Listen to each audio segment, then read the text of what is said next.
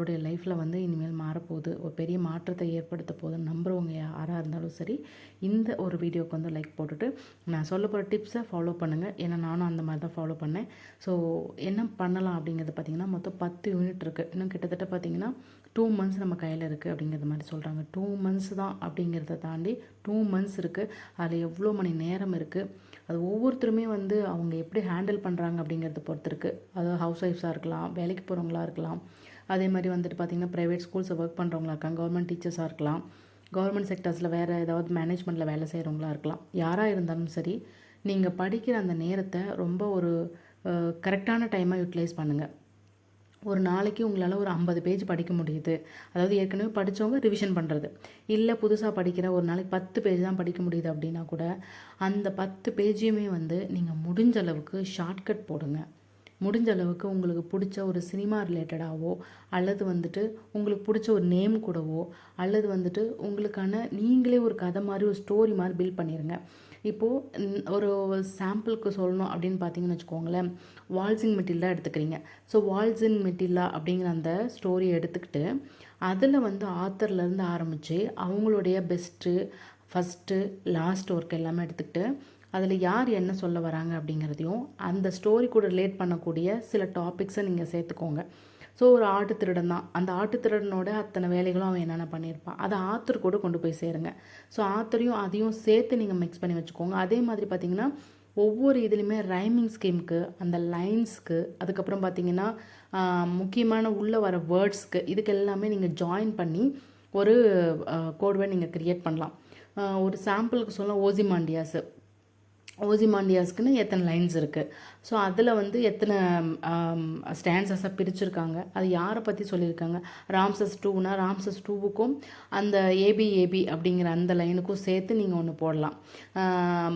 அதாவது ஏசி, அதுக்கப்புறம் அது ஏபி ஏசின்னு வரும். அதுக்கப்புறம் பார்த்தீங்கன்னா இஇஎஃப்எஃப், ஐ திங்க் ஸோ, அது கரெக்டாக இருக்கான்னு செக் பண்ணிக்கோங்க. ஸோ அந்த மாதிரி நீங்கள் அது கூட சேர்த்துக்கலாம். ஒரு அப்படிங்கிற பொண்ணு ஓசியில் எக்ஸாம் எழுத போகிறா, ஏன்னா எக்ஸாமினரில் தான் அது வந்து பப்ளிஷ் ஆச்சு. எக்ஸாம் எழுத போகிறா. எக்ஸாம் எழுத போகும்போது அங்கே ரமேஷ்னு இல்லைனா ராம் அப்படின்னு சொல்லிட்டு +2 படிக்கும்போது அந்த 2 ஞாபகம் வச்சுக்கோங்க. அந்த ராமை வந்து லவ் பண்ணுறா அப்படிங்கிற மாதிரி வச்சு ஒரு சின்னதாக ஒரு உங்களுக்கு பிடிச்ச மாதிரியான ஒரு கதையை க்ரியேட் பண்ணிட்டீங்கன்னு வச்சுக்கோங்களேன், உங்களுக்கு என்றைக்குமே மறக்காது. இப்போ மட்டும் இல்லை, எப்போவுமே மறக்காது.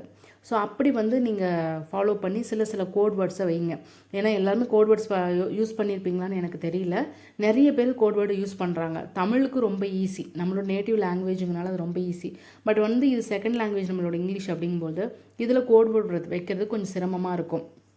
இன்னொன்று, ஃபஸ்ட்டு என்ன பண்ணுறீங்க அப்படின்னா, ஃபஸ்ட் யூனிட்லேருந்து 10th யூனிட் வரைக்கும் உங்களுக்கு டைம் கிடைக்கும். 2 நாளோ 3 நாளோ கூட டைம் எடுத்துக்கோங்க. எடுத்துகிட்டு ஃபஸ்ட்லேருந்து 10th யூனிட் வரைக்குமே ஃபஸ்ட்டில் வந்துட்டு நம்மளோட பொயட்ரி இருக்குன்னா எத்தனை பொயட்ரி இருக்குது, அதுக்கான ஒரு லிங்க் வேர்டாக போடுங்க. இப்போது prologue to the country petals, அதுக்கப்புறம் பேக்கனோட எஸ்ஸேஸு அப்படின்னு ஆர்டராக வந்துக்கிட்டே இருங்க.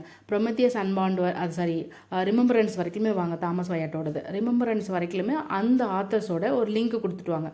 அந்த இயர்ஸையும் லிங்க் கொடுத்துட்டே வாங்க. அது ஃபஸ்ட்டு வந்து அந்த நேம்ஸ், அதாவது ஃபஸ்ட்டு ஜியாஃப்ரி சார்சர்லேருந்து ஆரம்பித்து தாமஸ் வயாட்டோ வரைக்கலாம், போயம்ஸ் மட்டும் சொல்கிறேன். அந்த மாதிரி இருக்கிற விஷயங்களை மட்டும் ஒன்றா ஒரே கோட்வேர்டாக ஒரே ஸ்டோரியாக க்ரியேட் பண்ணுங்கள். அதுக்கப்புறம் என்ன பண்ணுறீங்கன்னா, அதுக்குள்ளே போயிட்டு ஜியாஃப்ரி சார்சர் அவருடைய மெயின் ஒர்க், அவரோட ஃபஸ்ட்டு எங்கேருந்து வந்துச்சு, மொத்தம் 3 பீரியட்லுமே அவர் எழுதியிருப்பார். ஸோ அந்த 3மே சேர்த்து நீங்கள் வந்து ஜாயின் பண்ணிவிட்டு அதுக்கான ஒரு கோட்வேர்ட் போடுங்க. ஸோ அவருடைய பேட்ரான் யார் அப்படிங்கிறது. அதுக்கப்புறம் பேட்ரான் யார், பென் ஜான்சனுக்கு பேக்கன் யார், பேட்ரான் யார், அந்த மாதிரி ஒவ்வொருத்தருக்கும். அப்புறம் தாமஸ் வயாட்டோட பேட்ரான். ஸோ இந்த மாதிரி ஒரு பேட்ரானும் ஒன்று க்ரியேட் பண்ணுங்கள். பேட்ரான் க்ரியேட் பண்ணிவிட்டு இயர்ஸ் எப்போ பப்ளிஷ் ஆகிடுச்சு, 1350லேருந்து 1400லேருந்து ஆரம்பிக்குது நம்ம சார்சர் பீரியட். ஸோ அப்படி இருக்கும்போது நீங்கள் அடுத்தடுத்து அவங்க ஒவ்வொருத்தருக்குமான அந்த இயர் எவ்வளோ கேப் இருக்குது, ஸோ அதுக்கு ஒரு கோட் விடுங்க. இப்போ வந்து 6-1ன்னு வச்சுக்கோங்களேன், ஆறாத ஒரு காயம்னு ஞாபகம் வச்சுக்கோங்க, அருண் கூட ஞாபகம் வச்சுக்கலாம். அப்படி இல்லையா 51ன்னு வச்சுக்கோங்களேன், 5ஆத ஒருவன் வச்சுக்கலாம், அதாவது 5 வச்சுக்கலாம். இப்போ தாமஸ் கிரேவோடது பார்த்திங்கன்னா elegy country written in a country churchyard இருக்கு இல்லையா. ஸோ அது வந்து பார்த்திங்கன்னா 1751. ஸோ 5ஆவது ஒரு தான் சுடுகாட்டுக்கு போக முடியும் அப்படிங்கிற மாதிரி ஏதோ ஒரு லிங்க் வேர்டு வச்சுக்கோங்க. ஸோ இந்த மாதிரி நீங்கள் பண்ணிட்டீங்கன்னா என்றைக்குமே மறக்காது. பேபி ஷெல்லி இறந்ததையும் நீங்கள் ஜான் கீட்ஸோட அந்த இதையும் நீங்கள் அந்த அடோனைஸும் நீங்கள் ஞாபகம் வச்சுக்கோங்க. ஸோ இந்த மாதிரி ஏன்னா அவர் எழுதி முடிச்சு அடுத்த வருஷமே அவர் இறந்துடுறார் யார், பேபி ஷெல்லி. ஸோ அந்த மாதிரி நீங்கள் ஏதாவது ஒரு தீமை பேஸ் பண்ணி நீங்கள் எழுதுங்க, வச்சுக்கோங்க. அதே மாதிரி பார்த்தீங்கன்னா 7th யூனிட்டாக இருக்கட்டும், 8th யூனிட் வந்து கொஞ்சம் டஃப்பாக இருக்கும்னு எல்லாருமே ஃபீல் பண்ணுறாங்க. ஆனால் இருக்கிறது ரொம்ப ஈஸியான யூனிட். அது எப்படின்னா நம்ம அது கான்செப்ட் தான். ஒரு கிரிட்டிசிசம் அப்படிங்கும்போது எல்லாமே கிரிட்டிசிசம் ஓரியன்டாகவே இருக்கும். இன்னொன்று வந்து சில லிங்க்வல் வச்சுக்கோங்க. எப்படின்னா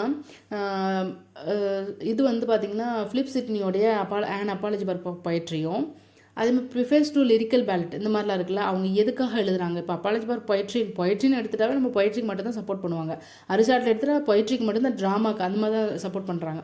ஸோ அந்த மாதிரி நம்மளுக்கு அந்த ஒரு தீம் கிடச்சிரும். அப்போ அந்த தீமோடு நீங்கள் அப்படியே உள்ளே போயிட்டீங்கன்னு வச்சுக்கோங்களேன், இதுக்கு இந்த ஆன்சர் நீங்கள் எப்படி கொஷின்ஸ் கேட்டாலும் அதுக்கான ஆன்சரை உங்களால் எடிட் பண்ண முடியும். அதே மாதிரி எத்தனை கொஷின்ஸ் கொடுத்தாலும் நம்ம பார்த்த உடனே அடிக்கிற மாதிரியான ஒரு கோட் வேர்டோ அல்லது வந்து மைண்ட்லேயோ நீங்கள் ஃபிக்ஸ் பண்ணிக்கோங்க, மனப்பாடம் கூட பண்ணிக்கோங்க. அது எழுதி பாருங்கள் முடிஞ்ச அளவுக்கு. ஏன்னா இயர்ஸ்க்கு வந்து ரொம்ப கான்சன்ட்ரேட் பண்ண முடியாது கடைசி வந்ததுனால. ஸோ அதனால் என்ன பண்ணுறீங்கன்னா இயர்ஸ்க்கு ரொம்ப இம்பார்ட்டன்ஸ் கொடுக்க வேண்டாம். எப்படின்னா ஃபஸ்ட்டு நீங்கள் உங்களோட ஒர்க்கு பப்ளிஷ் ஆனது, ரிட்டனு, அப்புறம் சப்டைட்டில்ஸ், இது மெயினாக பார்த்துக்கோங்க. போயமாக இருந்துச்சுன்னா கண்டிப்பாக ரைமிங் ஸ்கீம் கேட்பாங்க. அதுக்குள்ளே இருக்கிற ஃபிகர் ஆஃப் ஸ்பீச்சஸ் என்ன அப்படிங்கிறதையும் நீங்கள் பார்த்துக்கோங்க. அதே மாதிரி பார்த்தீங்கன்னா ஸ்டோரியை பொறுத்த வரைக்கும் அதோட சப்டைட்டில் என்ன, எங்கேருந்து எடுக்கப்பட்டது, அதில் கேரக்டரைசேஷன்ஸ் எவ்வளோ, அதுக்கப்புறம் சாப்டர்ஸ் எவ்வளோ, இது எல்லாமே நீங்கள் ஃபாலோ பண்ணுறதே தான். பட் ஆனால் அந்த சாப்டர்ஸ் கூட நீங்கள் சேர்த்து லிங்க் பண்ணணும், அதுதான் ரொம்ப முக்கியம்.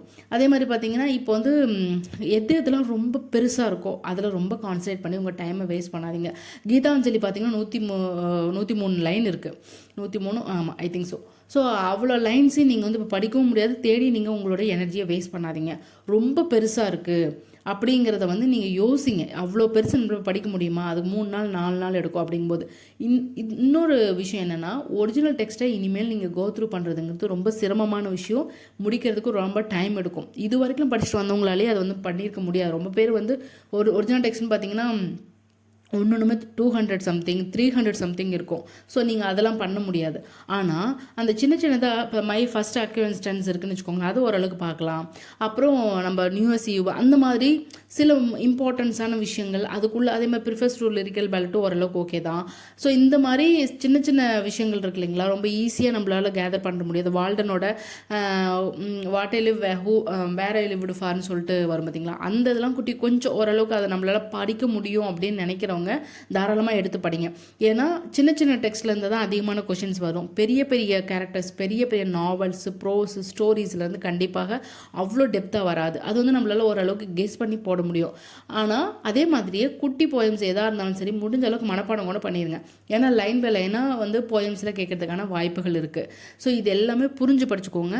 மெயினாக ஒன்றுக்கு வந்து நீங்கள் லிங்க் வச்சுக்கிட்டே வாங்க. லிங்க் கோட் வேர்டு அதெல்லாம் வச்சுக்கிட்டே வந்துட்டிங்கன்னு வச்சுக்கோங்களேன், ரொம்ப ஈஸியாக போயிடும், உங்களுக்கு மறக்கவே மறக்காது. ஃபஸ்ட்டு நீங்கள் அதான் சொல்லணும், ஒவ்வொரு யூனிட்லேயுமே 10 யூனிட்டு, அந்த 10 யூனிட்லேயுமே என்ன டாபிக்ஸ் இருக்குது, எந்த ஆத்தர் அப்படிங்கிறத நீங்கள் மனப்பாடமாக வச்சுக்கோங்க. மனப்பாடம் பண்ணுறவங்க பண்ணுங்கள். இல்லை முடியல, இது ஏதாவது ஒரு லிங்கோட நம்ம வச்சுக்கலாம் அப்படின்னா லிங்க் பண்ணிட்டீங்கன்னா ரொம்ப ஈஸியாக சுலபமாக போயிடும். இது ஒரு விஷயங்க. அதுக்கப்புறம் பார்த்தீங்கன்னா மெயினாக நான் சொல்ல வர்றது வந்து நீங்கள் யாருக்கிட்டையுமே கம்பேர் பண்ணாதீங்க. ஸோ இவங்க இவ்வளோ போகுது, இவ்வளோ பேர் படிச்சிருக்காங்க, இந்த கொஷின்ஸ் பார்த்தோன்னே திகச்சு போயிடக்கூடாது, ஐயோ நமக்கு இந்த கொஷின் தெரியலன்ட்டு. அப்படி கிடையாது. உங்கள் கையில் என்ன சோர்ஸஸ் இருக்கோ அந்த சோர்ஸஸை மட்டுமே யூஸ் பண்ணி நீங்கள் படிங்க, போதுமானது. இதுக்கு மேலே நீங்கள் ரிஸ்க் எடுத்து மற்றவங்களோடதை வந்து கம்பேர் பண்ணிக்கிட்டு நம்ம படிக்க வேணாம். நம்மளுக்கு கையில் என்ன கிடச்சிருக்கோ அது கண்டிப்பாக நம்ம எக்ஸாமுக்கு வருங்கிற நம்பிக்கையோடு படிங்க. அதே நேரம் உங்களுடைய மேஜர் மட்டுமே கான்சன்ட்ரேட் பண்ணிவிட்டு மற்றதில் கோட்டை விட்டுறாதீங்க. தமிழ் ரொம்ப முக்கியம். தமிழுக்கு இந்த 2 மாதத்தில் ஒரு 4-5 வாட்டியாக தமிழ் திரும்ப பாருங்கள். 10th மட்டுமே போதுமானதுன்னு சொல்கிறாங்க. முடிஞ்ச அளவுக்கு அப்படி படிக்கிறவங்க படிக்கிறாங்க. சில பேர் 6th to 12th வரைக்கும் படிக்கிறவங்களும் படிக்கிறாங்க. டிஎன்பிஎஸ்சிக்கு படித்தவங்களுக்கு கொஞ்சம் ஈஸியாக இருக்கும். இல்லை நாங்கள் டிஆர்பிக்கும் டெட்டுக்கும் மட்டும்தான் படிச்சுட்ருக்கேன் அப்படின்னா அவங்களுக்கு கொஞ்சம் சிரமமாக இருக்கும். அவங்க 10th ஃபாலோ, இது வரைக்கும் 10th தான் பெருசாக கேட்டிருக்காங்க நிறையவே. 80% 90% கொஷின்ஸ் அதில் தான் வந்திருக்கு. அப்படி இருக்கும்போது நீங்கள் அது பண்ணுங்கள். இன்னொன்று வந்து முக்கியமானது, ப்ரீவியஸ் கொஷின் பேப்பர்ஸ் வந்து உங்களுக்கு ஆன்லைன்லேயே கிடைக்குது. ஸோ நீங்கள் வந்து ஈஸியாக அதை எடுத்துகிட்டு அப்பப்போ அனலைஸ் பண்ணுங்கள். யாரெல்லாம் இதை அனலைஸ் பண்ணலாம் அப்படின்னா, முக்கியமாக முடிச்சு வச்சவங்க இதை ஈஸியாக பண்ணலாம். ஏன்னா திடீர்னு போயிட்டு இப்போ ஒரு ப்ரீவியஸ் கொஷின் பேப்பரை எடுத்துகிட்டு அது வந்து இவ்வளோ ஒரு 150 கொஷின்ஸ் இருக்குன்னு வச்சுக்கோங்க. நீங்கள் அதை தேடி தேடி தேடி தேடி எங்கே இருக்குன்னே தேடி நீங்கள் வந்து கன்ஃபியூஸ் பண்ணிக்க வேண்டாம். அது வந்து ரொம்ப உங்களுக்கு வந்து ஒரு டவுனாக ஃபீல் பண்ண வச்சிரும். ஸோ ஒரு பாசிட்டிவான நோட்டில் போகும்போது யாரும் ஓரளவுக்கு முடிச்சு வச்சுருக்கீங்க, ஒரு 6-7 யூனிட் முடிச்சு வச்சுருக்கோம், மீதம் இருக்கிற ஒரு கிட்டத்தட்ட ஒரு 10 to 20% கொஷின்ஸ் எனக்கு தெரியல அப்படின்னா நீங்கள் அதை தேடி கண்டுபிடிச்சிக்கலாம். மற்றபடி புதுசாக ஆரம்பித்தவங்க இப்போ தான் ஒரு 1 month ஆகுது, இல்லை வந்து ஒரு 15 days ஆகுது, இல்லை வந்து 2 months தான் ஆகுது, நான் இன்னும் பாதி கூட முடிக்கல அப்படிங்கிறவங்க இந்த ப்ரீவியஸ் கொஷின்ஸ் பேப்பரை வந்து நீங்கள் நோண்டுறது வந்து அந்தளவுக்கு எனக்கு சாட்டிஸ்ஃபேக்ஷனாக இருக்காதுன்னு தோணுது. ஸோ ஓரளவுக்கு கம்ப்ளீட் பண்ணவங்க, ஒரு 4-5 யூனிட்டுக்கு மேலே, ஒரு 6-7 யூனிட்டுக்கு மேலே கம்ப்ளீட் பண்ணவங்க தாராளமாக நீங்கள் ப்ரீவியஸ் கொஷின் பேப்பர் எடுத்துகிட்டு அதில் எதில் அதிகமான கொஷின்ஸ் கேட்டிருக்காங்களோ அதுக்கு நீங்கள் வந்து ஆன்சர் பண்ணி பார்க்கலாம். இது வந்து தெரியலேன்னு சொல்லிட்டு நீங்கள் யோசிக்கவே யோசிக்காதீங்க. நீங்கள் பார்க்க எப்போவுமே சித்திரமும் கைப்பழக்கம் செந்தமிழும் நாப்பழக்கம்னு சொல்லுவாங்க. ஸோ அந்த மாதிரி நீங்கள் வந்து திரும்ப திரும்ப நீங்கள் ப்ராக்டிஸ் பண்ணுங்கள். அதே டைமில் 30 மார்க்கு சைக்காலஜிக்கு இருக்குது. சைக்காலஜியை முடிஞ்ச அளவுக்கு நீங்கள் ட்ரை பண்ணுங்கள். ஏன்னா டோட்டல் இருக்கும் 110க்கும் 30ங்கிறது வந்து லட்டு மாதிரி நம்மளால் எடுக்க முடியும். ஒரு கான்செப்ட் ஓரியன்ட் தான், இது எல்லாமே புரிஞ்சிக்கக்கூடியது தான். ஏன்னா நம்மளுக்கு வந்து சைக்காலஜியில் எங்கேருந்து வருது அப்படிங்கிறது யாருக்குமே தெரியாது. ஸோ அப்படி இருக்கும்போது ஒவ்வொருத்தர் ஒரு கெஸ்ஸிங்கில் அவங்க கொடுத்துருக்குற அந்த ரெஃபரன்ஸ் புக்கை வச்சு தான் நம்ம வந்து ஃபாலோ பண்ணி நம்ம கொஷின்ஸ் பேட்டர்ன்ஸே எடுப்பாங்க. அதே மாதிரி 10 கொஷின்ஸ் வந்து பார்த்திங்கன்னா ஜிகேலேருந்து வருது. 10 கொஷின்ஸ் வருதுன்னு சொல்லி ஜிகேக்கு ரொம்ப அதிகமான நேரத்தை இது பண்ணி நீங்கள் யூட்டிலைஸ் பண்ணி உங்களோட டைமை நீங்கள் தயவு செஞ்சு வேஸ்ட் பண்ணாதீங்க, எனர்ஜி வேஸ்ட் பண்ணாதீங்க. அதில் வந்து முடிஞ்சால் கடைசியில் ஒரு 10 நாளைக்குள்ளே கூட நீங்கள் ஒரு பார்த்துட்டு போனால் போதுமானது. ஒரு கெஸ்ஸிங்கில் அதுலேருந்து ஒரு 6-7 மார்க் வந்தால் நமக்கு வந்து ஒரு டிசைடிங் ஃபேக்டராக இருக்கும். இன்னொன்று சைக்காலஜி மிகப்பெரிய டிசைடிங் ஃபேக்டராக இருக்கும். முடிஞ்ச அளவுக்கு இங்கிலீஷில் படிங்க, தமிழில் சைக்காலஜி படிக்காதீங்க, ரெஃபரன்ஸாக மட்டும் வச்சுக்கோங்க. ஸோ இது வந்து ஒரு கைடன்ஸ் மாதிரி. ஸோ முடிஞ்ச அளவுக்கு கோட் வேர்ட்ஸ் யூஸ் பண்ணுங்கள். உங்கள் ஃப்ரெண்ட்ஸ் கூட ரொம்ப டைம் வேஸ்ட் பண்ணாதீங்க. அவங்கக்கிட்டேருந்து சில விஷயங்கள் நீங்கள் சொல்லுங்கள், அவங்ககிட்டருந்து நீங்கள் வாங்கிக்கோங்க. அந்த மாதிரி முடிஞ்ச அளவுக்கு ரொம்ப குறைவான நாட்களே தான் இருக்குது அப்படிங்கும்போது ரொம்ப குறைவாக பேசிக்கோங்க. நிறைய விஷயங்கள் வந்து திங்க் பண்ணுங்கள், இது இப்படி பண்ணலாமா. ஏன்னா இந்த டைமில் வந்து உட்காந்து மெனக்கட்டு படித்து கிட்டத்தட்ட ஒரு நாள் 2 நாள் 3 நாள்னு ஒரே ஒரு சாப்டருக்கோ ஒரே ஒரு யூனிட்டில் இருக்கக்கூடிய ஒரு டாபிக் மட்டும் எடுத்துக்காதீங்க. அடுத்தடுத்து நீங்கள் கம்ப்ளீட் பண்ணால் தான் திரும்ப நீங்கள் வந்து ரிவைஸ் பண்ணுறதுக்கு ஈஸியாக இருக்கும். ஸோ அதனால் முடிஞ்ச அளவுக்கு நம்பர்ஸில் வைக்கும்போது கோடு விடுவீங்க, ஊர் பேர் வைக்கும்போது கோடு வேர்டுங்க வைங்க. இப்போ வெசெக்ஸ்னா என்னென்னு வச்சுப்பீங்களோ அந்த மாதிரி வச்சுக்கோங்க, தாமஸ் ஹார்டியோடது. ஸோ அந்த மாதிரி ஒவ்வொன்றுக்கும் அப்புறம் ஊர் பேர், அப்புறம் அந்த ஆத்தரோட புனைப்பெயர்னு ஒன்று இருக்கும் அதுக்கப்புறம் அவங்களுடைய பெயர்கள்லேயே வந்து அந்த ஒர்க்கையும் ஜாயின் பண்ணுங்கள். இப்போ ஒரு ஒர்க் இருக்குன்னா அந்த ஒர்க்கையும் அந்த இவரையும் சேர்த்து நீங்கள் ஜாயின் பண்ணிக்கோங்க. அந்த ஒர்க்கோட பேர், ஆத்தரோட பேர், ப்ளஸ் முடிஞ்சால் அந்த இயர், எப்போ பப்ளிஷிங் இயர், டெத்துக்கு வந்து அந்தளவுக்கு இம்பார்ட்டன்ஸ் வேண்டாம். ஸோ இதெல்லாம் தான் ஒரு கோடு வைக்கிறதுக்கான சூட்சமங்கள். உங்களுக்கு வேறு ஏதாவது டவுட்ஸ் இதில் இருக்குது, உங்களுக்கு இன்னும் குயரிஸ் ஏதாவது தேவைப்படுதுன்னா ப்ளீஸ் அந்த கீழே கமெண்ட் பாக்ஸில் போடுங்க. நம்ம அடுத்த வீடியோவில் சந்திப்போம். நன்றி.